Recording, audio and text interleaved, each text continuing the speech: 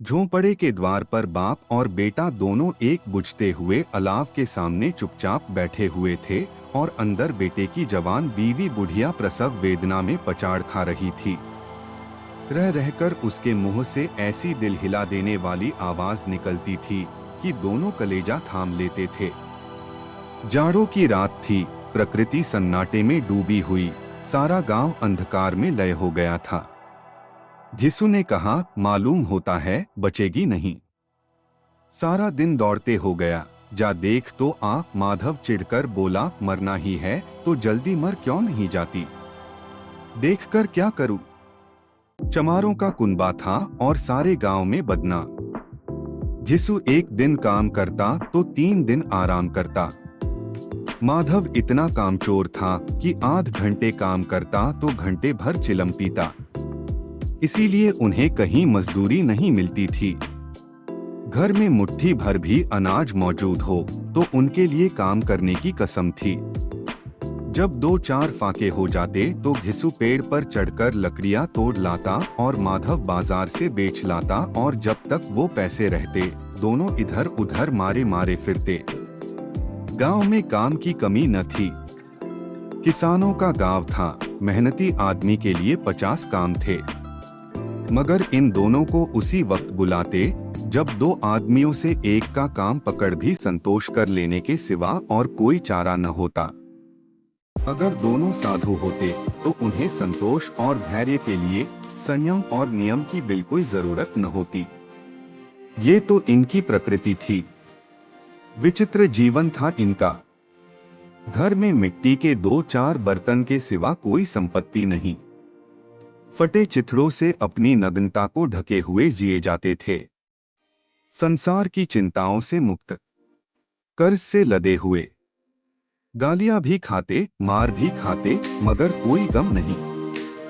दीन इतने की वसूली की बिल्कुल आशा न रहने पर भी लोग इन्हें कुछ न कुछ कर्ज दे देते थे। मटर आलू की फसल में दूसरों के खेतों से मटर या आलू उखाड़ लाते और भूभंकार खा लेते, या 10-5 ऊख उखाड़ लाते और रात को चूसते। घिसू ने इसी अकर्मण्य वृत्ति से 60 साल की उम्र काट दी और माधव भी सपूत बेटे की तरह बाप ही के पद चिन्हों पर चल रहा था, बल्कि उसका नाम और भी उजागर कर रहा था।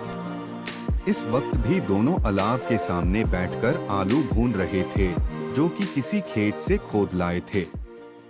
जाकर देख तो क्या दशा है उसकी। चुड़ैल का फिसाद होगा और क्या। यहाँ तो ओझा भी 1 रुपया मांगता है। माधव को भय था कि वो कोठरी में गया तो घिसू आलूओं का बड़ा भाग साफ कर देगा। बोला, मुझे वहां जाते डर लगता है। डर किस बात का है, मैं तो यहाँ हूँ ही।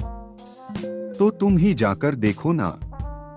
मेरी औरत जब मरी थी तो मैं 3 दिन तक उसके पास से हिला तक नहीं था। और फिर मुझसे लजाएगी कि नहीं? जिसका कभी मुंह नहीं देखा, आज उसका उघड़ा हुआ बदन देखूं। उसे तन की सुध भी तो न होगी।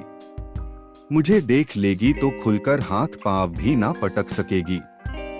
मैं सोचता हूँ कोई बाल बच्चा हो गया तो क्या होगा। सोंठ गुड़ तेल कुछ भी तो नहीं है घर में। सब कुछ आ जाएगा, भगवान दे तो। जो लोग अभी 1 पैसा नहीं दे रहे हैं वे ही कल बुलाकर रुपए देंगे।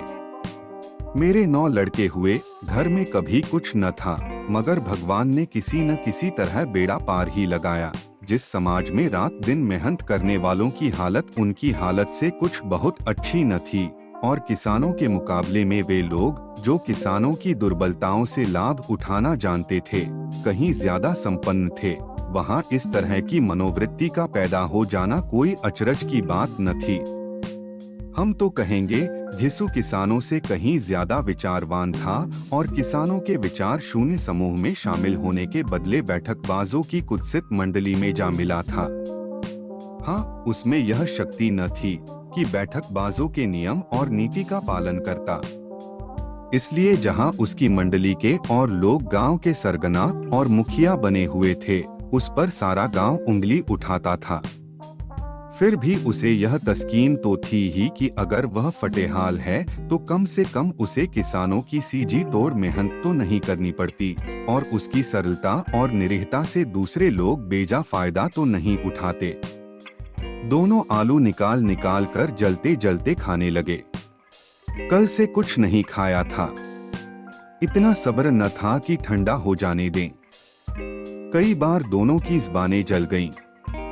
छिल जाने पर आलू का बाहरी हिस्सा ज़बान, हलक और तालू को जला देता था और उस अंगारे को मुंह में रखने से ज्यादा खैरियत इसी में थी कि वो अंदर पहुंच जाए। वहां उसे ठंडा करने के लिए काफी सामान थे, इसलिए दोनों जल्द जल्द निगल जाते। हालांकि इस कोशिश में उनकी आंखों से आंसू निकल आते। घिसू को उस वक्त ठाकुर की बारात याद आई जिसमें 20 साल पहले वो गया था। उस दावत में उसे जो तृप्ति मिली थी वो उसके जीवन में एक याद रखने लायक बात थी और आज भी उसकी याद ताजा थी। बोला वह भोज नहीं भूलता। तब से फिर उस तरह का खाना और भरपेट नहीं मिला।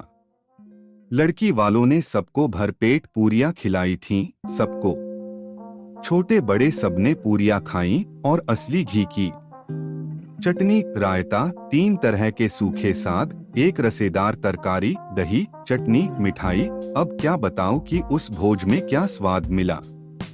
कोई रोक टोक नहीं थी, जो चीज चाहो मांगो, जितना चाहो खाओ। लोगों ने ऐसा खाया कि किसी से पानी न पिया गया।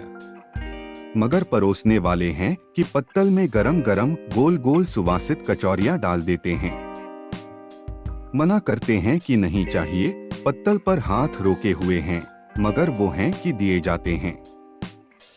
और जब सबने मुंह धो लिया तो पान इलायची भी मिली, मगर मुझे पान लेने की कहाँ सुध थी।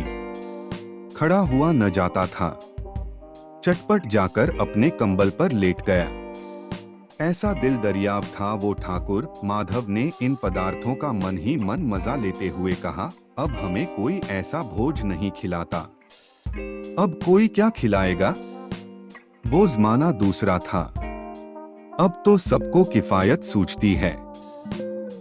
शादी ब्याह में मत खर्च करो, क्रियाकर्म में मत खर्च करो। पूछो गरीबों का माल बटोर बटोर कर कहाँ रखोगे। बटोरने में तो कमी नहीं है, हाँ खर्च में किफायत सूझती है। तुमने 20 पूरियां खाई होंगी, 20 से ज्यादा खाई थीं। मैं 50 खा जाता, 50 से कम मैंने न खाई होंगी। अच्छा पका था, तू तो मेरा आधा भी नहीं है।